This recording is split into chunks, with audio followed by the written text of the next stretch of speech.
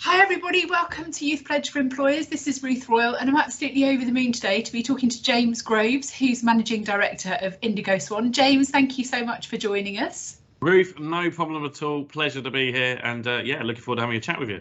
Great. So first of all, James, tell us a little bit about what Indigo Swan does. I will. Indigo Swan is an energy consultancy, energy broker, you can call us what you will. In the wonderful world of energy, which at the moment in time, especially I assume when people watch this, it's not the funnest place to be with the energy crisis that is obviously well documented. But we work B2B, so that means business to business. So we just work with commercial companies and businesses for their energy. Our services is split into two parts. The first part is to negotiate and find ideally the best possible deal for our clients. Through negotiating with around about 25, 26 different suppliers. But our core service, if I'm perfectly honest, is that aftercare service. The reason that people use us and they continue to stay with us is the value that we bring thereafter. That could be, for example, looking at their billing issues that they've got, installation of smart meters and running those projects. We're now doing solar and EV charge points and all this sort of stuff. So the aftercare service is very much what keeps people with us, and to a certain extent what attracts people to us. Our motto is very much that we believe in a better way of purchasing your business energy, and that's what we're here for, and that's what we do. That sounds brilliant, and it sounds like there's actually all different sorts of jobs that might be involved in making that happen. Yeah. Could you tell us a bit about some of the jobs that exist within Indigo Swan that sort of make that customer experience and keep everything running? Of course I can. Well, we refer to us all as a collective as energy enthusiasts. we are enthusiastic about energy when many are not. So collectively, that is very much what we refer to ourselves as. Within that, though, you're broken down into about 3 or 4 different teams. I suppose if I go through, from the client journey perspective, that's probably a nice way of looking at it from when somebody first comes in the door. So we have our new business team. So those guys are there to speak to new clients, new leads that we receive. We try not to do too much cold calling because it's not particularly well thought of within our sector. So Oliver and Ray, they will look to probably send the client a little something in a post. They might send them a Kit Kat to have a break, or they might send them a handwritten letter or something like that. Something that just warms them up and makes them feel a bit fuzzy. And then they give them a call, try to have a chat with them, explain what we do. And then hopefully they would like to give Indigo Swan a go and work with us, and they go through that process of, engaging them, sending them the relevant documentation that we need, X, Y, and Z. And that is very much their role within the new business team. We obviously have our marketing team that supports them, which is Jamie and Carrie. And marketing, to be fair, plays a massive part in what we do. A lot of our competitors don't really focus too much on their marketing. They just assume that people will need an energy consultant.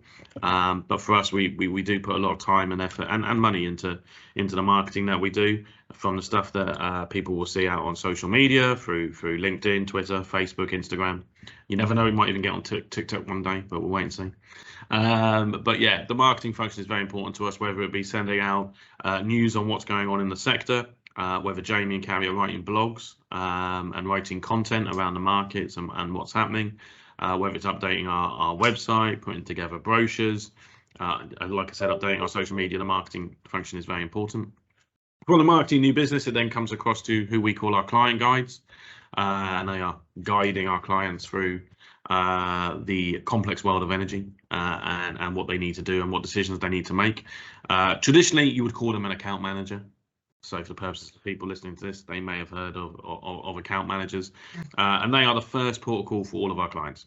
Every client is given an account manager, and their main job is to go out to the marketplace and run what we call a tender. And a tender, very simply put, is to send out the customer's details to like 25, 26 different suppliers, ask those suppliers to send us prices, and then negotiate.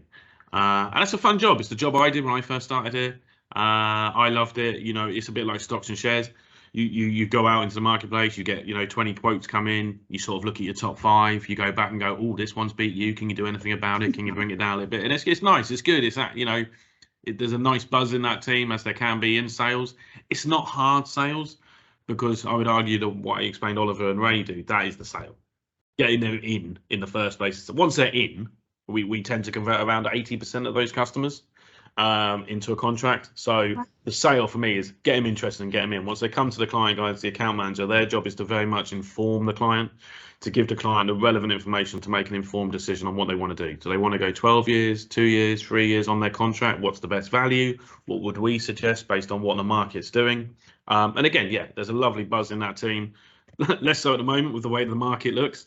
But at the same time, you know, it's in the news, so not a lot comes back to us from clients. We're certainly not getting shouted at or anything like that. We are probably more needed than ever before as far as giving these clients this information.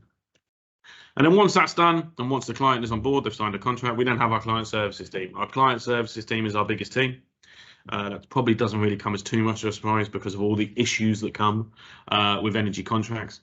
And within that team, there's a number of different roles. You've got the data team. So the data team that sits in client services, they're actually a bit more of the sort of front part of the journey.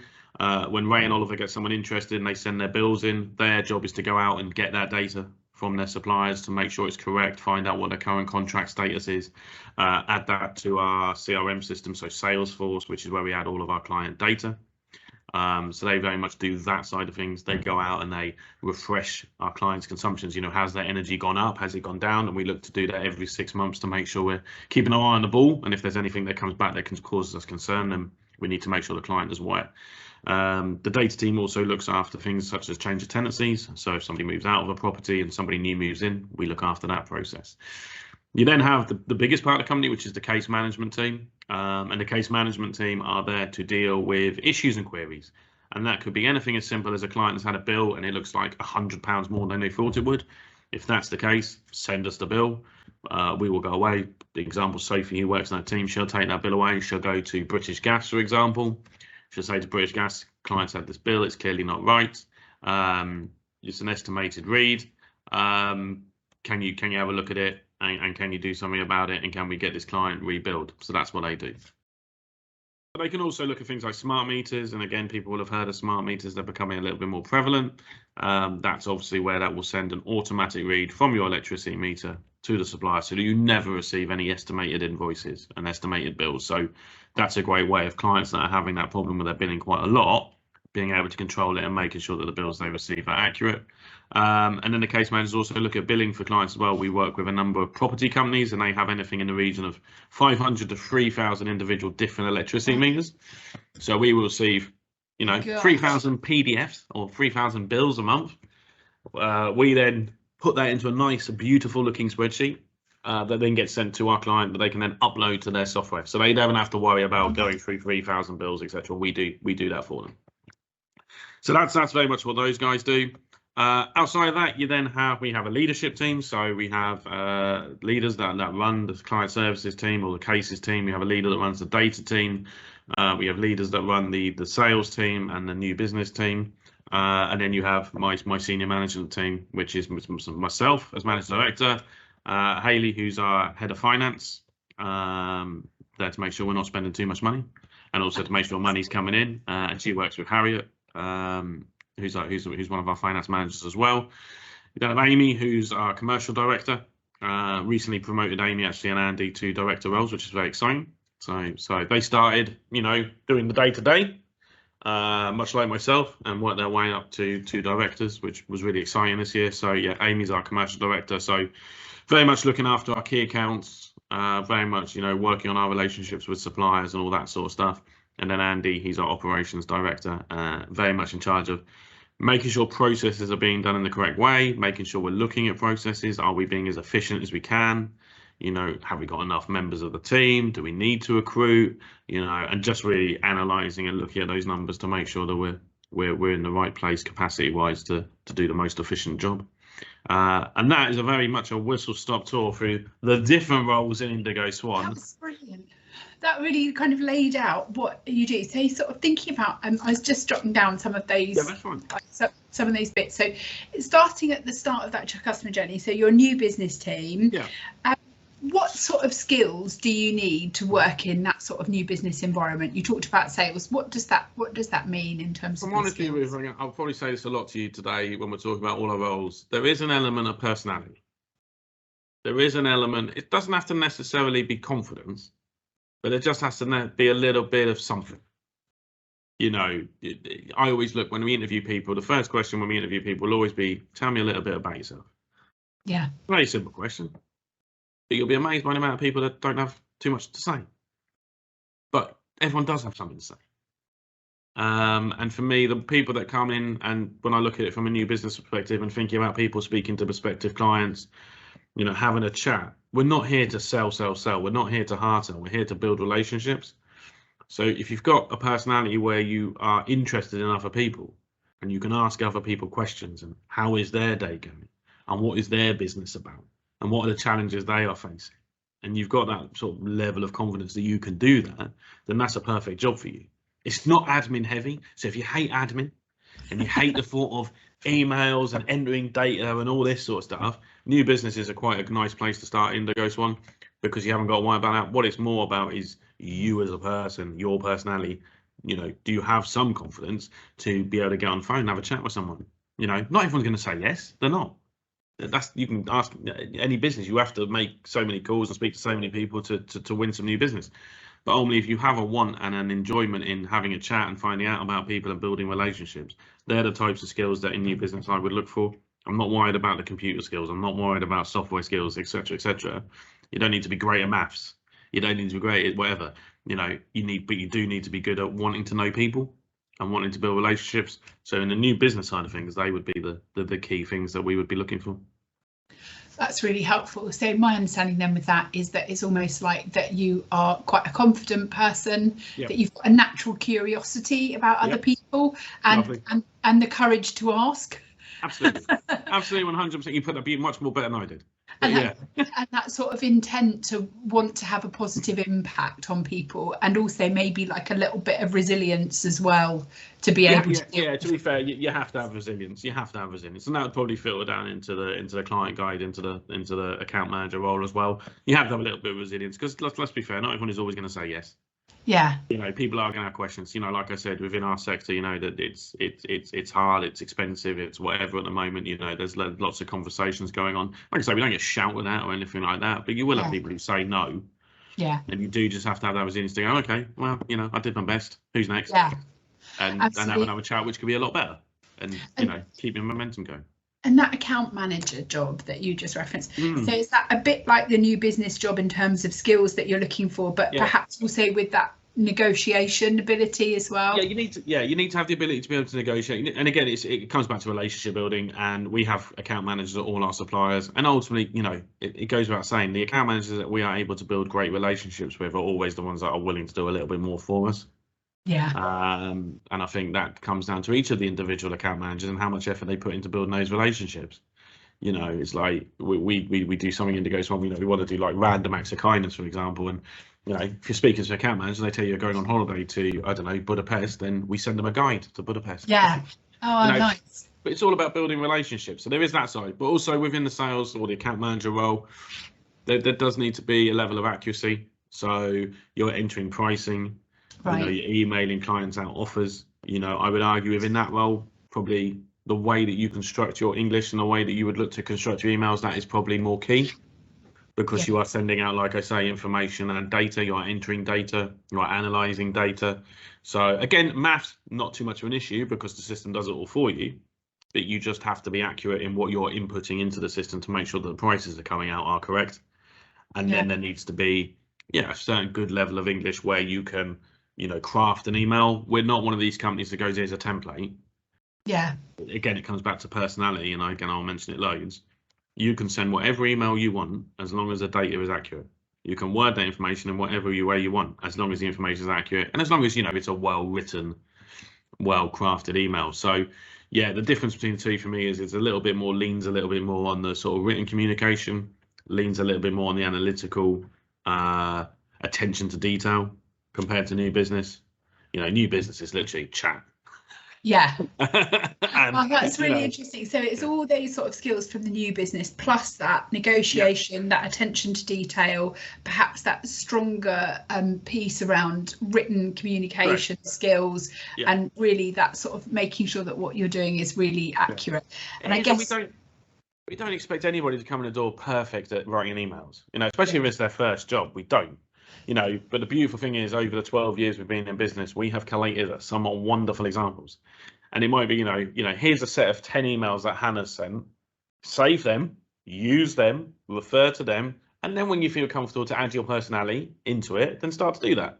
Oh, that's brilliant. Yes, there's help. Don't get me wrong. I'm not, don't expect anyone to come in straight away and go boom. But there is help. But in time, when they want to add their personality, they absolutely can. And with that sort of that attention to detail piece, I'm sort of guessing from kind of what you've explained that also needs to really come across into those client services roles. You need that really strong attention to detail. Yeah, you do need strong attention to detail. You need to make sure, because obviously for most of the time in the client services team, we're being asked to do something and we're being asked to problem solve. So problem solving for me is a skill in the client services team that is nice to have, but you are being asked to do something. So you've got to make sure you've read what's been asked correctly. You got to make sure, you sometimes got to read between the lines, because what somebody's asking for and what they actually need are two very different things.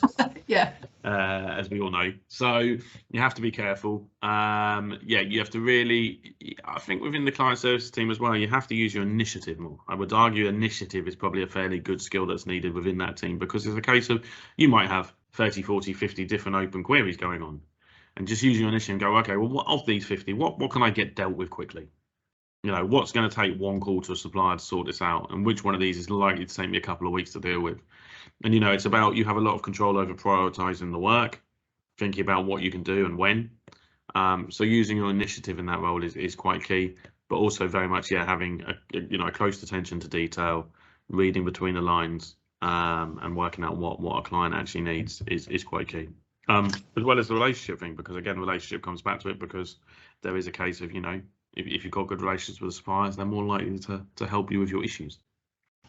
And that's really interesting about the ability to prioritise, because I think sometimes when you're sort of new into the job market, you can feel that can sometimes feel a bit overwhelming. But most good organisations, there's support about what to decide, how to prioritise. There is, and I think it's the same for everything at Indigo Swan. It's like, if you don't want to have that control, then you don't have to. We will prioritise it for you. Yeah. If you've got 50 queries, then Rich, who runs that team, he'll tell you which order to work those 50. Yeah. So you can have it that way if you prefer. If not, you can use your own initiative and start tapping that. I think as well, there's also that piece, isn't there? Sometimes people feel that they don't have the skills, but actually, if you've been at school and you've had to decide whether or not to do your geography or your history homework that night, you're already used to prioritising. Sometimes it's understanding that you've actually already got a skill, isn't it? There's it. We all prioritise in our life somewhere. Yeah, absolutely. And like I said, everything can be taught, and we never expect anybody to come into Indigo Swan on day one and be perfect or to know everything. We have to appreciate that most people that come to us have never worked in the energy sector. There's a lot to teach them. What sort of entry roles do people sort of usually kind of join your organisation? Do you know what, Ruth? If I'm really honest, depending on the person, they can join anywhere. They honestly can. If they come in and they light me up, and they come in and they've got the personality and they sell themselves well and they talk well, and they're clear on what they would like to do, in all honesty, they could sit in any of those roles I've just mentioned. Realistically, if we were to go for a junior entry-level position, we'd probably look at the data team. It's a good place to come to start to understand the sector. You can come in, you can learn about the energy sector. You can come in, you can start to build some relationships with suppliers, enter data into our software, understand what bills look like, what things mean. So from an entry level point of view, that is a good place to start within the data team. But if I'm perfectly honest, everything is open. If we've got an opportunity, we don't really advertise any opportunity in Indigo Swan with experience necessary or anything like that. It really does come down to the person, and it really does come down to what they present and show us on the day. But if I had to give an answer, I would definitely say that data side of things, because it's a nice, I suppose, calmer introduction into Indigo Swan and the world of energy. What sort of things do you look for, like when you're interviewing people? If they're coming to you with perhaps not a lot of work experience beforehand, what sort of things are you looking for at interview? Willingness to learn. That's the biggest. We talk about personality a lot, and personality is whatever you decide that is. They don't have to be the loudest person, they don't have to be the most confident person. They just have to be somebody that I would say, do you know what, they'll make a good swan. Yeah. I'm happy they're going to make a good swan. But outside of that, for me, it's about the willingness to learn. It's about, we don't expect anybody to come here to know anything about our sector. We don't expect anyone, to come here to necessarily have any experience in work, but they've got to have a willingness to want to learn. And does that come across in the interview process? Do they show that drive and they want to come to a business where they want to learn the role and they want to learn the sector and they want to learn the business? Because if they come with a willingness to learn, they will do very, very well here. If they come here and they see it's a job, I'll do whatever, then maybe not so much. But if they really want to come and they really want to learn, then people will go far. It's the biggest thing that we look for realistically, alongside the person, that willingness to learn and that want to better themselves, to be the best version of themselves, to learn and to want to contribute to what we're doing here are the key things that we look for. Brilliant, that's really helpful. So sort of making sure that they obviously understand a bit about your business, that they've done a bit of research, letting their personality come out at interview, but also showing your enthusiasm and your keenness to learn. I think they're all kind of really helpful tips. Yeah, James, the amount of people that still don't do research as well, Reef, to me is unbelievable. And if I were to leave the people watching this with one thing, please do your research. Whether you're coming for an interview at Indigo, Swan, or you're going to interview somewhere else, go to that company's website. Find out a few key stats. If they won some awards, find out some awards they've won. If they've got some content that's quite key on their website, remember what it is. Because you'll be amazed still to this day the amount of people that don't. And that just shows a lack of interest, really. So. Yeah. Sort of just to end on, really, James, thinking about sort of that advice piece. If I've asked everybody this that we've spoken to, if you were to go back and have a conversation with your younger self. Yeah. About careers, what piece of advice would you give yourself? Wow. I think for me, the biggest, I think I went up and down a lot over the years, and I think the biggest piece of advice I would give myself is, do you know what? Relationship building, being good to people, and being kind. I know that says a lot. That's for me, that's not just about outside of work. That's not just about your life. That is also very beneficial inside work. Building relationships with people, being curious, asking questions, and building strong relationships with as many people as you possibly can in business is 100% the right way to go. When I was younger, I did a lot of that, and I wondered if I was just wasting my time, if I'm honest. I didn't know if that was the right thing to do. I didn't know if maybe I needed to be more educated. I didn't know if I needed to be better at maths, better English, better whatever. I was never really sure. I wasn't, I was a very average student at school, to be perfectly honest. I enjoyed acting and drama, and that helped with my confidence. So that when I came into, I suppose, the business community, I had a lot of confidence, but, wasn't the smartest person in the business by any stretch of the imagination. But what I found with building those relationships and stuff really did benefit me and really did help me. And there was something to learn from everybody. But I suppose I doubted myself over a number of years about whether that was actually going to help and benefit me in any way. And sitting where I'm sitting today, it absolutely did. Because if I hadn't done those things, then I wouldn't be sitting where I am today doing what I do. I'm not doing what I do today because I was the smartest person in the room. I'm not doing what I'm doing today because I was excellent at English. I'm not sitting where I'm sitting today because I was the world's best seller. I'm sitting where I'm sitting today because I put a high level of value on building relationships, speaking to people, learning from everybody, and turning up every day as the best version of myself.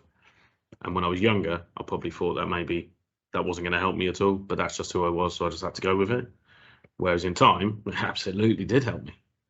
And it absolutely did benefit me. But I still think there's a bit of a stigma around the fact that that's not. I think there's a bit of a stigma around people just think you've got to hit all your numbers, you've got to be the top performer in your team, you've got to do this. Yeah, okay. But realistically, don't get hung up on that. Be much more hung up on being curious, building those relationships, asking people for help, wanting to learn.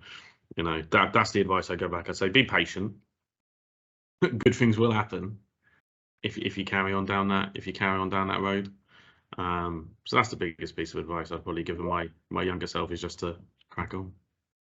That's a brilliant note to end on. James, thank you so much for your time today. It's been great to speak to you. You too, Ruth. Thank you ever so much indeed. I've loved it. Thanks.